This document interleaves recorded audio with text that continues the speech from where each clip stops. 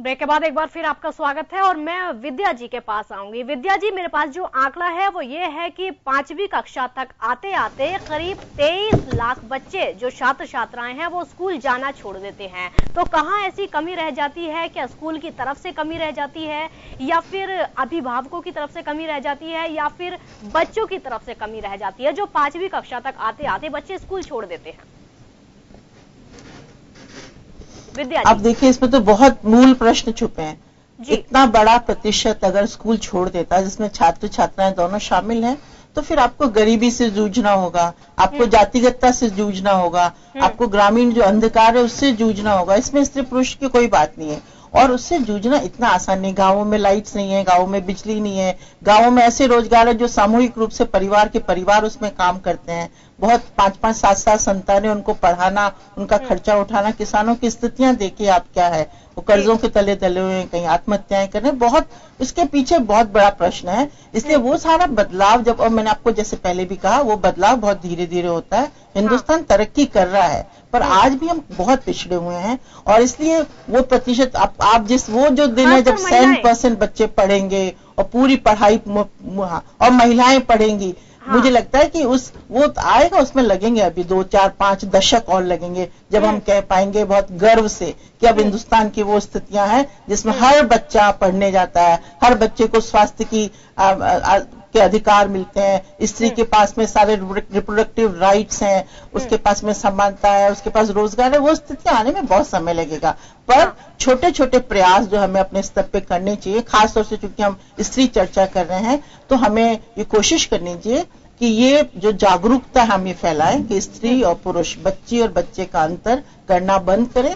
चाहे लड़की नौकरी ना भी करे तब भी अगर वो शिक्षित होगी तो एक शिक्षित माँ पूरे परिवार को शिक्षित करेगी, अच्छे संस्कार देगी, बच्चों को घर में अच्छी परवरिश देगी, अपने सास ससुर का अच्छा ध्यान रखेगी, घर का हिसाब किताब कर पाएगी, उन योजनाओं के बारे में जान पाएगी, सरपंच के पास जाके कह पाएगी कि मेरे हैंडपंप क्यों नहीं है, मेरे घर तक सड़क क्यों नहीं आती है। तो अगर आप चाहते हैं कि स्त्री जागरूक हो तो रोजगार करना हमेशा जरूरी है। हर लड़की शादी के बाद रोजगार करे ये आवश्यक नहीं है, पर कम से कम उसका बेसिक 11वीं 12वीं तक की एक शिक्षा जब होगी। और इसलिए देखिए, महात्मा गांधी ने उस सारी बुनियादी शिक्षा की बात की। स्कूल और पाठशालाओं में अगर आप नहीं भी पहुंच पाए तब भी बुनियादी शिक्षा अब तक होनी चाहिए, जो गैर पारंपरिक शिक्षा है, जो अक्षर ज्ञान है, जो ज्ञान की चेतना है। जी, क्योंकि 9 छात्र अगर होते हैं तो 9 में से सिर्फ एक ही स्कूल या कॉलेज जा पाता है। जी, ये तो सरकार को सोचना चाहिए। सरकारों को आजादी के 65-70 वर्ष बाद भी अगर 9 में से एक बच्चा स्कूल जा पाता है तो बहुत, हम कहाँ खड़े हैं डेमोक्रेसी के इस विकास क्रम में। हमें सोचना होगी, कोई भी सरकार 50-60 वर्षों तक अब सोचना पड़ेगा, क्योंकि तो आधारभूत है। शिक्षा होगी तो परिवर्तन होगा। अगर किसी भी समाज को समझना है तो वहां के शिक्षा के स्तर को समझ लो, वो कैसा है वहां, क्योंकि शिक्षा जैसे आती है तो सब चीजें टूटती हैं, जातिगतता टूटती है, परंपराएं टूटती हैं, आधुनिकता आती है, खुली रोशनी आती है, अवसरों की स्वतंत्रता आती है। तो शिक्षित तो करना ही होगा। अगर मैं हैरान हूँ कि आप ये आंकड़ा जो दे रही है क्या वो सही है? 9 में जी बिल्कुल। जी मंजू जी, क्या विद्या जी की बात से सहमत है? कई सवाल उन्होंने खड़े किए कि इसमें कई सारी कमी आती है, बदलाव की कमी आती है और धीरे धीरे ये बदलाव ठीक हो जाएगा। तो कब तक ये बदलाव ठीक हो जाएगा? कब तक जो लड़कियां हैं हमारे देश की वो शिक्षा में उनको बराबर का सम्मान मिल पाएगा? जी काजल जी, जो विद्या जी ने अभी जो बात कही उसमें ये, क्योंकि ये भी एक सोशल मूवमेंट की तरह से हमको इसको लेना पड़ेगा और समाज को भी इस पे जिम्मेदारी लेनी पड़ेगी। सरकारें योजनाएं बना सकती हैं लेकिन उनका लाभ वहां तक पहुंचाने के लिए हमारे जैसे लोग, समाज जैसे लोग, आपके जैसे लोगों को भी तो सक्रिय होकर के और इन चीजों को वहां तक पहुंचाना पड़ेगा। और ये बात सही है कि अगर बच्ची एक शिक्षित होती है तो 2 घरों को संवारती है, ऐसा हमारी संस्कृति इस चीज को मानती है और ये सत्य भी है। जैसा भी विद्या जी ने कहा कि वो पढ़ी लिखी है तो सारी चीजों को वो हैंडल करती है, सारी चीजें समझती है।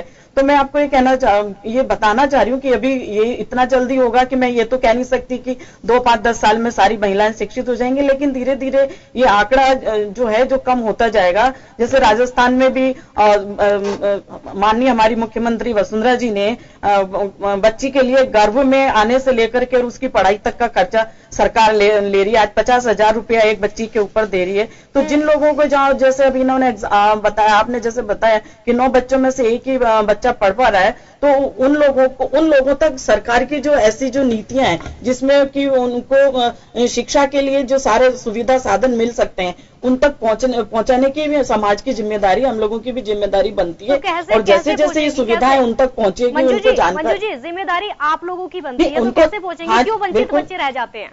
क्यों सबकी है आप लोगों की, सब पूरे समाज की। हाँ। समाज की काजल जी, समाज की भी जिम्मेदारी है और मीडिया की भी है। मैं तो साथ ही, क्योंकि आप भी समाज का एक हिस्सा है, आप कोई अलग नहीं है।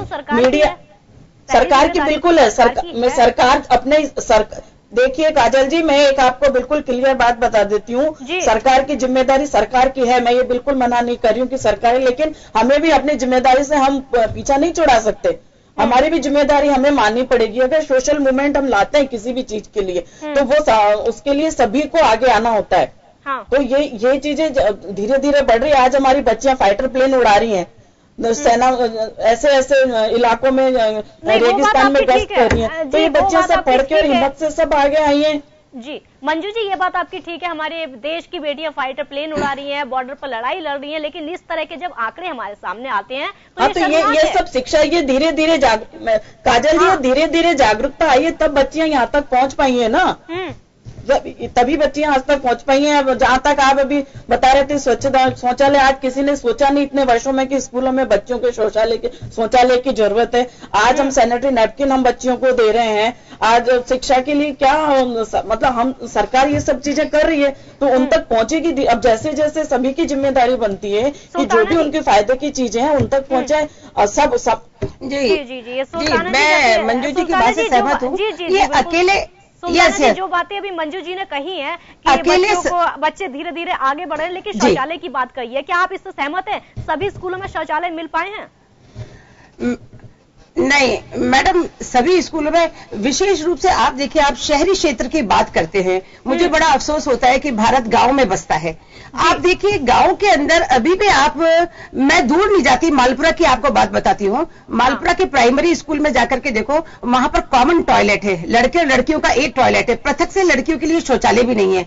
तो पेरेंट्स को ये डर रहता है कि अगर हमारी लड़की वहां जाएगी, और आजकल के घटनाक्रम में गिनाना नहीं चाहती कि किस प्रकार के घटनाक्रम घट रहे हैं, लड़कियों को लेकर के पेरेंट्स इतने चिंतित है कि घर से बाहर निकलने दें या न दें, पहली बात। दूसरी बात मैं ये कहती हूँ कि ये कोई एक तरफा यातायात नहीं है कि पॉलिटिकल विल के भरोसे हम बैठे रहे, सरकार ही सब कुछ करे।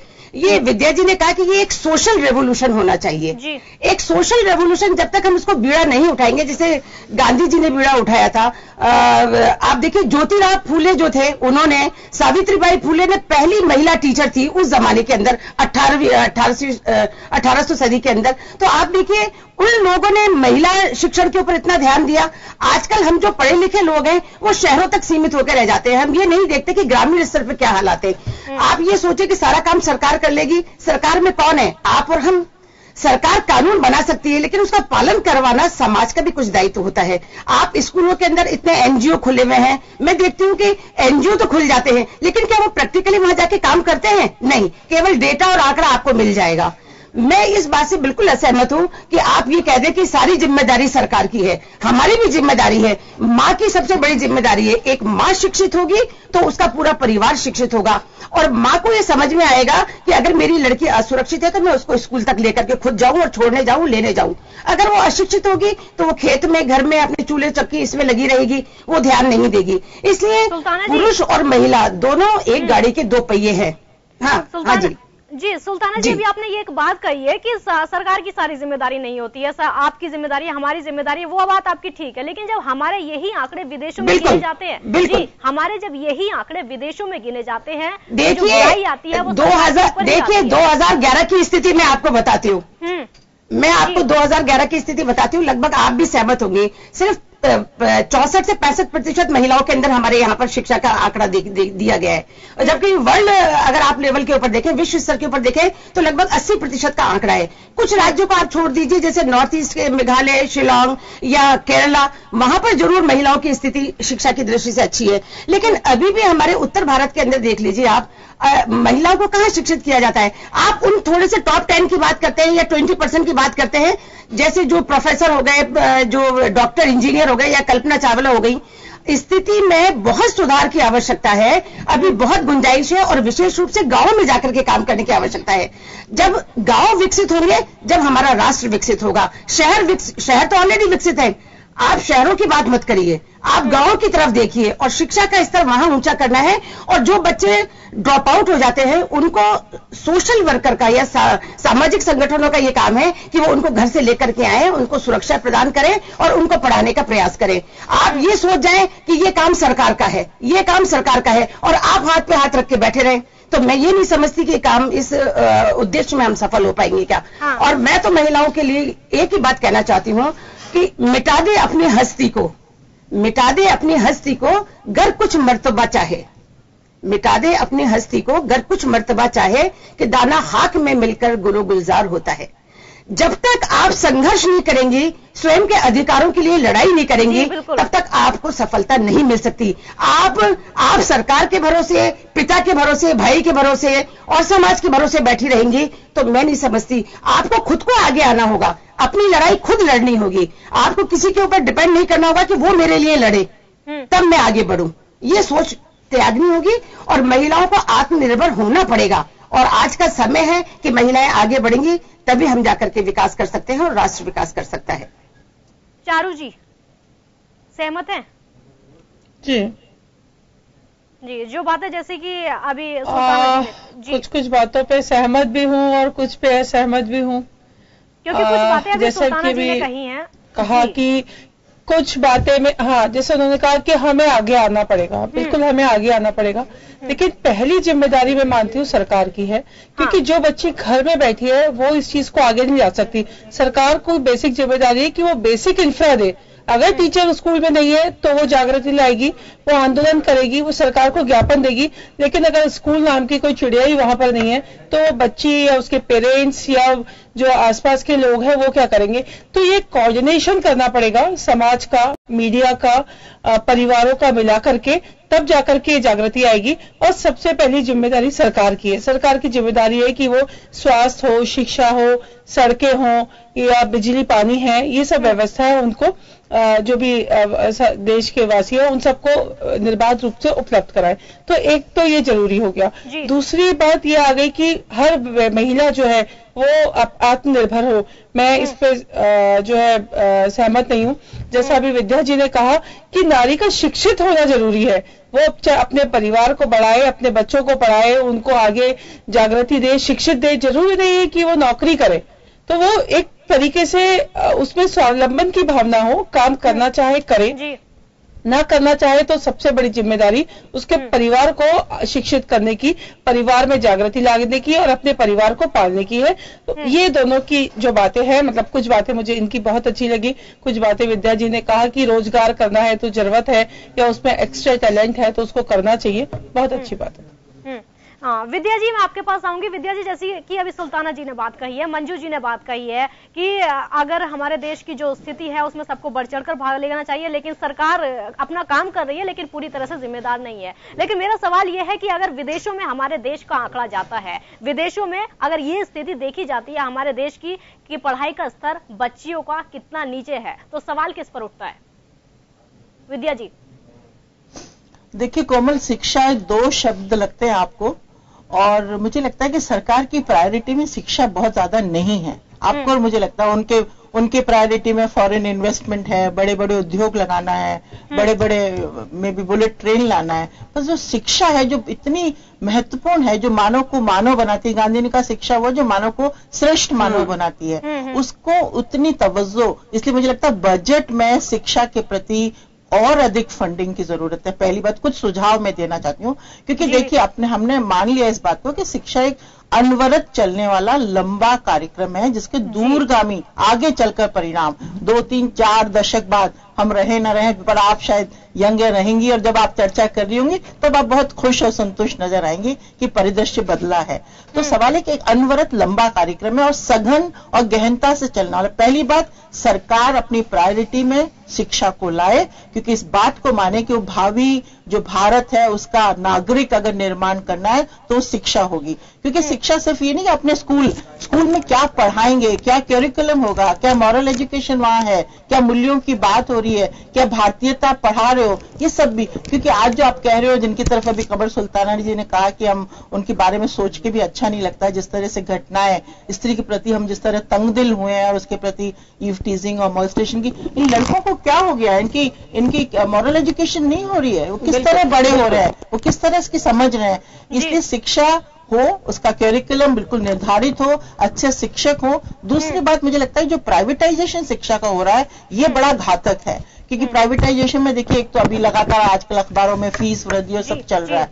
इस फीस को आम भारतीय इसको नहीं अफोर्ड कर सकता, इसलिए सरकारी स्कूल्स और अधिक खुले, एक उसका पूरा ताना बाना हो और इसको एक आधारभूत रूप से कि पिछले अगले आने वाले 1 दशक में आप इतने सरकारी स्कूल और कॉलेजेस में, स्कूल्स और कॉलेजेस गांवों में और शहरों में खुलेंगे, जिसको सरकार सहारा देगी, मदद देगी, आर्थिक मदद देगी, शिक्षकों की उपलब्धि कराएगी, उनको नियुक्तियां देंगी। इतने बच्चे बेरोजगार घूम रहे हैं, शिक्षकों की नियुक्तियां ही नहीं हो रही है, स्कूल खाली पड़े। तो आप सोचिए, स्कूल आपने बना लिया, इंफ्रास्ट्रक्चर नहीं है, उसमें शिक्षक नहीं है। इसलिए सरकार फर्स्ट प्रायोरिटी पर अगर शिक्षा को लाती है तो लड़की और लड़का दोनों के लिए आवश्यक है, पर इसके साथ साथ सामाजिक मनोवृत्ति में और बदलाव जो आ रहा है, जो आना चाहिए कि हम छात्रों छात्राओं में भेद ना करते हुए आधारभूत शिक्षा उसको पहुंचाएं। तो इसलिए एक चारों तरफ से जब हम आक्रमण करेंगे इस बात पर कि अब हमें शिक्षित होना ही होना है, आपने बार बार कहा कि विदेशों में इससे आंका जाता है कि भारत की स्थिति क्या है, तो अगर भारत को 21वीं शताब्दी का नेता बनना है, जैसा मोदी जी रोज जा जाके कहते हैं कि 21वीं शताब्दी भारत की शताब्दी है, तो नेतृत्व करना है तो फिर भारत को तो एक बहुत सुंदर तस्वीर लानी होगी, वो शिक्षा के जरिए ही हो पाएगी। जी सुधांशु, जिस तरह की बातें अभी कही है, मंजू जी ने हमारे सामने बात कही है, सुल्ताना जी ने हमारे सामने बात कही है कि सबको इसमें भाग लेना चाहिए, लेकिन सरकार की जो प्राथमिकता है वो सरकार कर रही है। क्या लगता है कि सरकार का जो काम है पूरा वो सरकार कर रही है? जो बजट में सरकार को बदलाव करने चाहिए, शिक्षा को लेकर ज्यादा इन्वेस्ट करना चाहिए, क्या वो नहीं हो पा रहा है? देखिए काजल, सबसे पहली बात, जब हम समाज के परिदृश्य में बदलाव की बात करते हैं, तब बदलाव आता है संघर्ष से और सकारात्मक सोच के साथ। जी। ये सरकार की, जैसे अगर मैं बात कहूं, मेरा सवाल जो मंजू जी हैं या जो कमर सुल्ताना जी हैं, उन दोनों से भी एक बात, बहुत महत्वपूर्ण बात है कि सरकार क्या कर रही है। सरकार के ऊपर नहीं, समाज पूरा नहीं डाल रहे हैं कि सरकार को ही करना चाहिए, समाज का एक बहुत बड़ा योगदान है। लेकिन देखिए, इसमें एक बहुत महत्वपूर्ण बात यह है कि सरकार, जो भी गवर्नमेंट रही, जो आपका जो नेतृत्व कर रही है, जो आपके वोट की कीमत पे आई हैं, उन्होंने इसको बहुत महत्वपूर्ण नहीं समझा, उनकी विल पावर उतनी नहीं रही, उन्होंने उस तरफ देखा नहीं। वो जैसे विद्या जी ने भी कहा कि एक उद्योग लगाना उनके लिए महत्वपूर्ण रहा, दूसरी चीजों के लिए उन्होंने सोचा, लेकिन शिक्षा को लेकर कि उनको इस बात का कभी ख्याल नहीं आया, कभी सोच नहीं पाए वो उस तरफ कि क्या हमारी बेटी भी जो प्रॉपर एक शुरू से ही उसको एक एजुकेशन मिलनी चाहिए,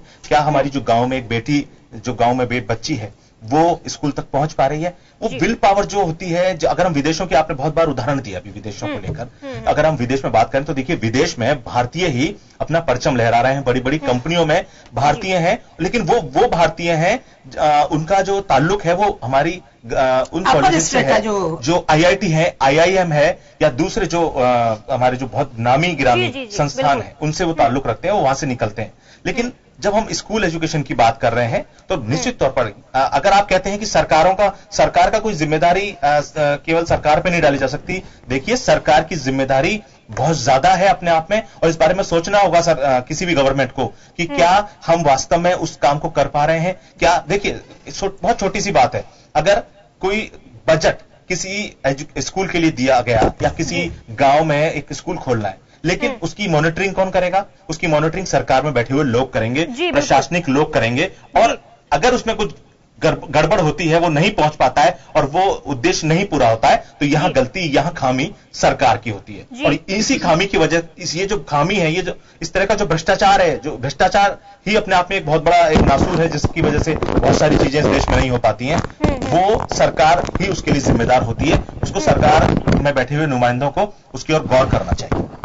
जी सुधांशु, अब मंजू जी के पास आऊंगी। मंजू जी, जी मंजू जी, बिल्कुल मैं आपके पास आऊंगी। जिस सवाल से आप बच रही थी, जिस सवाल से आप बची थी, वही सवाल यहाँ पर आप पर खड़ा हुआ है। विद्या जी ने वो सवाल खड़ा किया है, सुधांशु जी ने वो सवाल खड़ा किया है कि सरकार की जिम्मेदारी होती है, जो बजट में बदलाव करने की जरूरत है। बजट में सब कुछ दे दिया जाता है, किसानों के लिए दे दिया जाता है, महिलाओं के लिए दे दिया जाता है, लेकिन शिक्षा जो है कहीं ना कहीं कमी रहती है उसकी। काजल, एक बात में बहुत महत्वपूर्ण बात है कि जब हम इस विषय में चर्चा कर रहे हैं, एक शिक्षा, बच्चियों जो की शिक्षा के बारे में, कि महिला जो कि एक घर के लिए आधार होती है। देखिए, यहाँ जो परिस्थिति बनती है या जो कारण है, वो केवल एक पार्टी के लिए नहीं है। जितनी भी पार्टियां हिंदुस्तान में राज करती आई हैं या कर रही हैं, जितनी भी पार्टियों ने स्टेट्स में राज किए हैं, वो सब इसके लिए जिम्मेदार हैं। उन सबको उत्तर देना होगा उस बात का कि आखिर हमने इतना इस सब को क्यों नहीं ध्यान, हमने उसकी विल पावर हमारी क्यों नहीं रही, क्यों इस विषय में नहीं सोचा। जी मंजू जी, जवाब दे दीजिए। बिल्कुल काजल जी, मैं किसी भी सवाल से आपके बच नहीं रही हूँ। आप चाहें जो सवाल मुझसे कर सकते हैं। भाई सुधांशु जी ने अभी कहा कि उद्योग ला रहे हैं, और ये उन्होंने भी कहा, अभी विद्या जी ने भी कहा। तो पहली बात तो यह है कि अगर उद्योग आ रहे हैं तो उसमें जो काम करने वाले होंगे वो अंगूठा छाप नहीं होंगे। हमारे जो पढ़ने वाले होंगे, जो उस काम को कर सकेंगे, वही वहां करने जाएंगे, तो उसके हिसाब से भी पढ़ाई करनी पड़ेगी। दूसरा, मैं आपको कहना चाह रही हूँ कि आंगनबाड़ी को स्कूलों से मर्ज किया है, तो उस लेवल से हम पढ़ाई के लिए शुरुआत कर रहे हैं। और आप देखिए कि अभी जो प्राइवेट स्कूल की जो बात चल रही थी, अभी तो सरकारी स्कूल के आंकड़े बढ़े हैं। अभी प्राइवेट स्कूल से सरकारी स्कूलों में लोग बहुत ज्यादा प्रवेश बच्चों को दिला रहे हैं। और जहां तक गवर्नमेंट की बात है, तो गवर्नमेंट ने देखिए ग्रामीण क्षेत्र में बच्चों को पढ़ने, स्कूल तक जाने के लिए गौरव पथ के निर्माण कर रहे हैं। बच्चों को स्कूटीज दी जा रही हैं, साइकिल दे रहे हैं, उनको पहुंचाने के लिए उनको ट्रांसपोर्टर वाउचर दिए जा रहे हैं। अपनी तरफ से पूरा प्रयास कर रहे हैं। और ये जो अब राजस्थान आज की तारीख में शिक्षा की गुणवत्ता में पहले नंबर पर आ गया है, तो ये सब चीजें भी हमें काउंट तो करनी पड़ेगी ना। ये बिना बजट के ये सब चीजें नहीं हो सकती। शौचालय जहां तक सुरक्षा की बात है, सुरक्षा के लिए भी प्रशिक्षण दे रही है सरकार ने। सेंटर खोल रखे हैं जहां बच्चियां अपनी सुरक्षा के लिए प्रशिक्षण। सरकार का दायित्व है, आपकी सरकार आई है तो आप अलग अलग योजनाएं कर रहे हैं। बिल्कुल, मैं तो आप दोनों से सवाल कर रहा हूँ। दोनों सवाल का जवाब एक एक करके मंजू जी, एक एक करके मैं कह रही हूँ।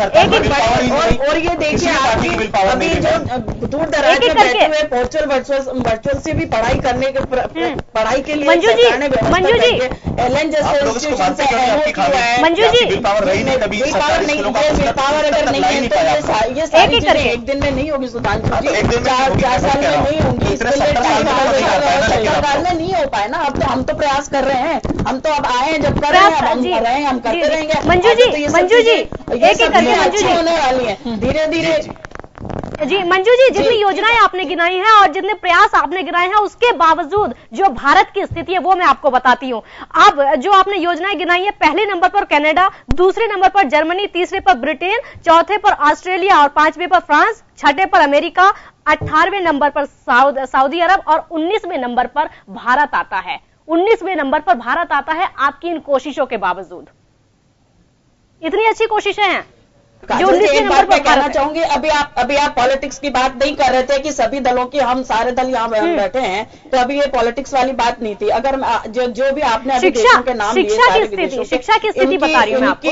इनकी शिक्षा के स्तर की बात कर रही हूँ मैं। इनका स्तर आप कब से काउंट कर रहे हो और हिंदुस्तान का स्तर कब से काउंट कर रहे हो, तो यहाँ मेरे को पॉलिटिकली बात करनी पड़ेगी। क्योंकि आज 60-70 साल के बाद भी अगर आप ये सवाल हमसे करेंगे तो हम इसका जवाब कैसे देंगे। हमको तो थोड़ा ही टाइम हुआ है। अभी अगर हम भी इतने टाइम काम करते, थोड़ा टाइम नहीं, 4 साल हो चुके हैं मंजू जी 4 साल हो चुके हैं। लोकसभा चुनाव आने वाले हैं और कितना टाइम चाहिए? कैसी बात कर रहे हो काजल जी? 5 साल में 5 साल में आंकड़ा कैसे बात करोगे? आज कहना चाहती हूँ मंजू जी पीछे नहीं हट सकते हो सवाल। आप ये बताओ। नहीं, बिल्कुल नहीं, पीछे में बिल्कुल सुल्ताना जी कुछ बोलना चाह रही है। सुल्ताना जी बिल्कुल बिल्कुल, सुल्ताना जी कुछ बोलना चाह रही है। मैं मंजू जी का ध्यान आकर्षित करना चाहूंगी। मैं इस विषय पे जो आप कह रही हैं कि गौरव पथ और ये व्यवस्था हमने 4 साल में कर दी, मैं समझती हूँ केवल कोरे आंकड़े हैं। सबसे महत्वपूर्ण ये है कि लगभग पिछले साल 4,000 स्कूलों को बंद कर दिया गया, गाँव में स्कूल बंद कर दिए गए। ये व्यवस्था इनके द्वारा दी गई है। आप सोचिए इसके ऊपर कि गाँव के स्कूलों को बंद करके आपने जहाँ अप्रोच में थे, शिक्षा का डिसेंट्रलाइजेशन होना चाहिए या उसका एकत्रीकरण होना चाहिए, एग्रीगेशन होना चाहिए। आपने 4,000 स्कूल को बंद कर दिया, लोगों को शिक्षा से वंचित किया और गौरव पथ का निर्माण कर रहे हैं। ये 2 तरह की बातें समझ में नहीं आती मंजू जी मेरे को। आप एक तरफ बात करिए और आप बार बार कह रहे हैं 4 साल और 70 साल। आप 70 साल को क्यों रो रहे हैं? आप अपनी बात करिए कि आपने क्या किया। मंजू जी का कहना है 4 साल में कम पड़ गए और सालों की जरूरत है। 4,000 स्कूल एक करके मंजू जी का कहना है कि 4 साल कम पड़े हैं उन्हें और सालों की जरूरत है सुधार करने के लिए शिक्षा में।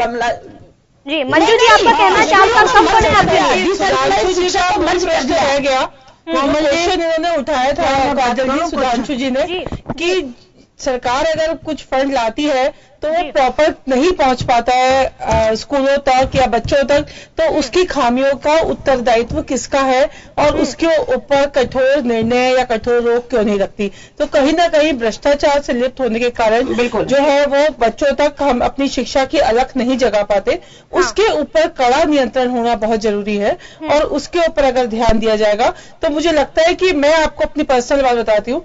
मैं इंग्लिश मीडियम स्कूल में पढ़ती थी, लेकिन 90 के आसपास की बात है या 80 to 85 की बात होगी, जब गवर्नमेंट गांधीनगर स्कूल की 4 लड़कियां एक साथ टॉप आई थी तो मेरे परिवार वालों ने कहा हटाओ ये इंग्लिश स्कूल, ये जिस स्कूल में पढ़ाना है यहाँ पे 4 लड़कियों ने एक साथ टॉप किया है। तो वो स्थिति कब आएगी हमें ये नहीं पता, क्योंकि वो एक सपना ही बन के रह गया। आज भी वो स्कूल का इतिहास ही रह गया। जी जिसको स्थिति सुधारनी चाहिए उसके पास तो टाइम कम पड़ गया है। मंजू जी का कहना है हमारे पास 4 साल थे वो एक्चुअली पॉलिटिकल विल की आवश्यकता है इसमें।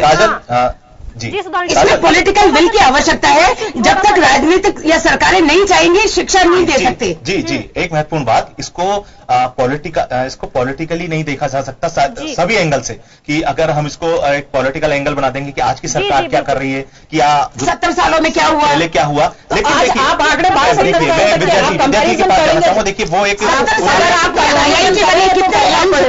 कितने बड़े संस्थान बने, देखिए आप कंपैरिजन करेंगे तो बात स्कूलों को मर्ज किया जा रहा है बजाय 11 जगह।